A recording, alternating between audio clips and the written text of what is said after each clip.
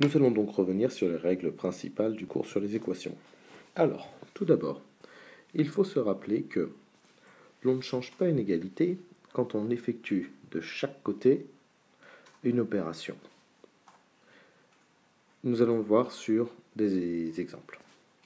Donc, si on considère A, B, C, D, 4 nombres relatifs et D non nuls. Tout d'abord, si on a A égale B, alors ajouter C de chaque côté ne change pas l'égalité. De même, si on a A égale B, soustraire C de chaque côté ne change pas l'égalité. Il en est de même pour la multiplication et pour la division. Division que l'on peut noter soit avec le signe divisé, soit sous la forme d'une fraction. Nous allons maintenant revoir quelques mots de vocabulaire liés à la résolution d'équations. Alors, considérons l'équation suivante.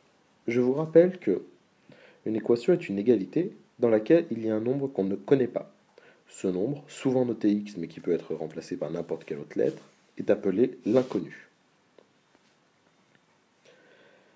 Une équation se compose de deux membres. Le membre de gauche et le membre de droite, qui sont les deux membres de l'égalité. Le premier membre, donc à gauche, et le second membre à droite. Nous allons maintenant revoir sur plusieurs exemples comment résoudre des équations. Premier exemple, considérons l'équation suivante. Nous voulons trouver x. Ce qui nous gêne, c'est donc le plus 5 qui accompagne le x dans le membre de gauche. Pour enlever le plus 5, nous allons utiliser la propriété revue précédemment, à savoir soustraire 5. Nous obtenons donc l'équation suivante, en soustrayant 5, qu'on peut écrire comme ça. 5 moins 5 nous fait 0.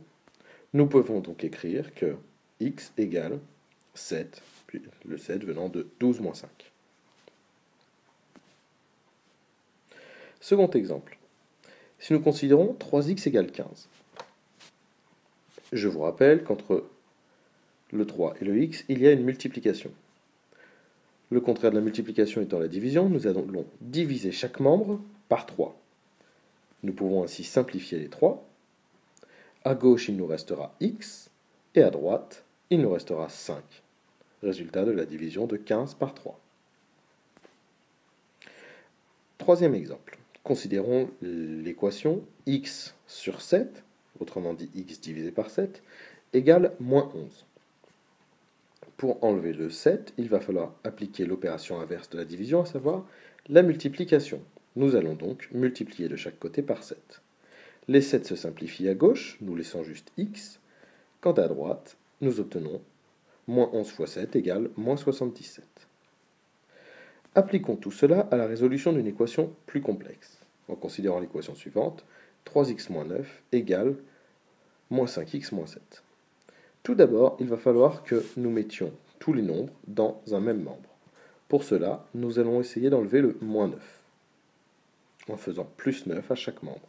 À gauche, il nous reste 3x, et à droite, il nous reste moins 5x plus 2, plus 2 étant le résultat de moins 7 plus 9. Pour ensuite regrouper les x dans le membre de gauche, il va falloir appliquer l'opération contraire de moins 5x, à savoir plus 5x. En faisant plus 5x de chaque côté, on obtient à gauche 8x, à droite 2. Enfin, nous allons simplifier cette équation en divisant par 8 de chaque côté.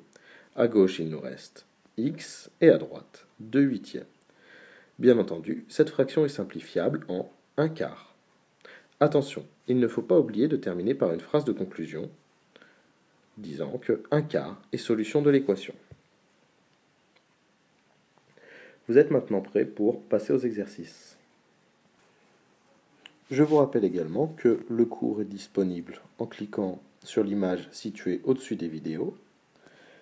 Il y a une première partie qui sont les généralités sur les équations, avec un exercice à faire indiqué que normalement vous avez déjà effectué, et une seconde partie qui correspond à un exemple de résolution d'équation et la liste des exercices correspondant à ce chapitre.